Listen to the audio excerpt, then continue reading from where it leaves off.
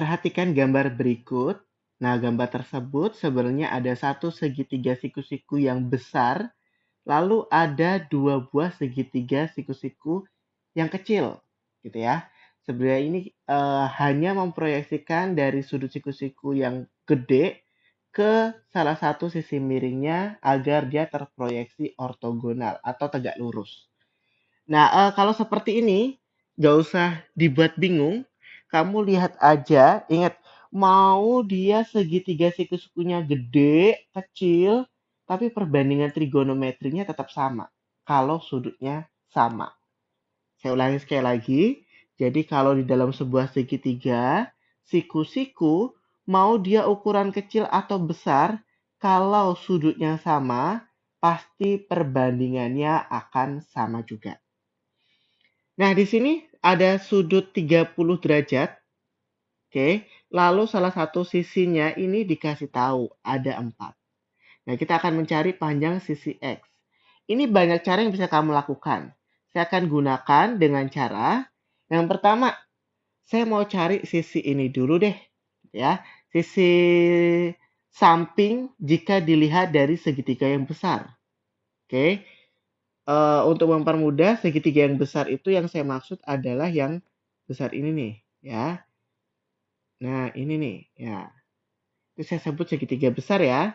Nah, kemudian selanjutnya saya akan sebut segitiga yang kecil. Segitiga yang kecil itu ada dua nih, ada yang satu ini, oke. Ada yang kedua ini. Nah, tapi saya nanti akan memakai yang ini saja nih, ya, segitiga kecil yang saya kasih warna kuning ini. Oke. Nah, yang pertama kita akan lihat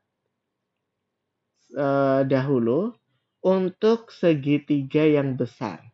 Nah, segitiga yang besar saya mau cari sisi ini. Itu akan sulit kalau pakai segitiga yang besar. Karena sisi yang ini, sisi miringnya, sama sisi depannya, itu tidak ada yang diketahui. Oke, maka saya akan gunakan segitiga yang kecil yang ini tadi. Ya, yang ini. Oke, kita sekan di situ dulu ya. Nah, saya misalkan ini A, sisi A. Berarti apa sih perbandingannya kalau di sini, kalau dilihat dari segitiga yang saya arsir ini kan siku-sikunya di sini. Berarti 30 derajat ini sudutnya A ini sisi miringnya, 4 itu sisi depannya. Gitu ya. Kalau saya potong tuh seperti ini nih. Nah, siku-siku ini 30 derajat, ini 4, ini A-nya. Nah, saya mau cari A dulu. Kalau kita butuh depan sama miring, berarti kita gunakan sin. Gitu ya. Sin 30 derajat. Sin itu apa? Ingat kan? Sin itu adalah perbandingan sisi depan dibagi dengan perbandingan sisi miringnya dia. Gitu ya. Jadi sin itu perbandingan antara sisi depan dengan sisi miringnya dia. Berarti sini sin 30 depannya itu 4 per miringnya itu A. Masih ingat nilai sin 30 sebagai sudut istimewa di kuadran pertama? Sin 30 itu setengah. Jadi 1/2 sama dengan 4 per A. Maka A-nya kita bisa peroleh 4 dikali 2. Atau A-nya 8. Sehingga kita bisa tulis di sini A-nya sama dengan 8. Nah, sekarang kita mau cari sisi yang ini. Saya sebut sisi B. Oke. Kalau di situ sebagai sisi samping dari sudut 30 derajat, gitu ya. Sudut 30 derajat di sini itu berarti B itu sisi sampingnya. Berarti kita harus mencari perbandingan trigonometri yang menggunakan samping nih. Berarti antara cos atau tan. Berarti kita pakai salah satu aja. Misal kita pakai cos. Cos itu apa? Samping dibagi dengan miring. Sampingnya yang ditanya, miringnya sudah dapat tuh tadi dari yang langkah sebelumnya. Berarti kita bisa tulis cos 30 derajat sama dengan sisi sampingnya yaitu B yang mau kita cari per sisi miringnya yaitu 8. Ingat cos 30 yaitu setengah akar 3. Sama dengan B per 8. Maka B sama dengan 8 dikali setengah akar 3. Maka kita bisa peroleh B-nya sama dengan 4 akar 3. Nah, kita sudah peroleh A, B. Sekarang kalau kita masukkan ke gambar yang utuh, berarti saya bisa tuliskan di sini A-nya 8 gitu ya. Lalu di sini 4 akar 3. Tapi yang X-nya belum loh ya, yang X belum. Karena salah satu panjang sisi di segitiga yang besar sudah diketahui, yaitu 8. Berarti kita bisa cari sisi miringnya ya. Kalau kita ada sisi samping sama kita butuh sisi miring yang utuh ini, berarti samping dan miring kita bisa pakai cos.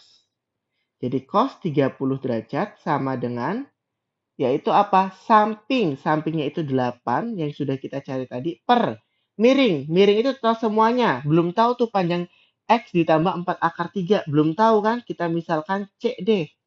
Jadi kita misalkan ini C. Berarti kita dapat cos 30 itu setengah akar 3 sama dengan 8 per C. Maka di sini kita memperoleh C sama dengan 8 dibagi setengah akar 3. Maka diperoleh berarti di sini C sama dengan 16 akar 3 per 3. Dari mana? Dari 8 dibagi setengah akar 3. Kan hasilnya 16 akar 3 per 3. Nah, kita sudah dapat nih C-nya, yaitu 16 akar 3 per 3. Berarti kita tinggal cari X-nya saja.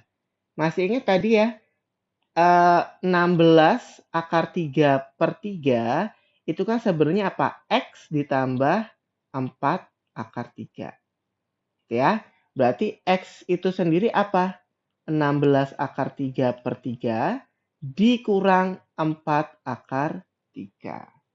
Maka kita peroleh X-nya berarti sama dengan, kita samakan penyebut dahulu. Berarti 16 akar 3 per 3 dikurang, di sini kita buat 3. Berarti 12 akar 3. Maka X sama dengan 16 dikurang 12 berarti 4 akar 3 per 3. Maka nilai X adalah 4 akar 3 per 3.